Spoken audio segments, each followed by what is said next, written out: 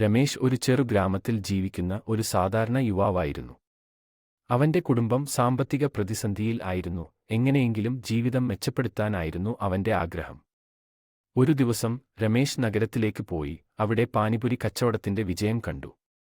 അയാളുടെ മനസ്സിൽ ഒരു ബോധം ഉണർന്നു. ഞാനും ഇത് ചെയ്താൽ, രമേശ് സ്വയം ചോദിച്ചു. തന്റെ ആഗ്രഹം പൂർത്തിയാക്കാൻ അവൻ കുറച്ചു പണം വായ്പയായി വാങ്ങി ഒരു ചെറിയ പാനിപുരി സ്റ്റാൾ ആരംഭിച്ചു. ആദ്യ ദിവസങ്ങളിൽ ഉപഭോക്താക്കളെ ആകർഷിക്കാൻ ഏറെ പ്രയാസപ്പെട്ടു. പക്ഷേ രമേശ് ഹാരം വിട്ടില്ല. പാനിപുരിയുടെ രുചിയും ഗുണമേന്മയും മെച്ചപ്പെടുത്താൻ അവൻ അധികം ശ്രദ്ധിച്ചു. ചെറുപ്പത്തിൽ അമ്മ പഠിപ്പിച്ച പാചകവിദ്യകൾ ഉപയോഗിച്ച് അവൻ പാനിപുരിയുടെ ചാറും പുരിയും പ്രത്യേകതയാക്കി.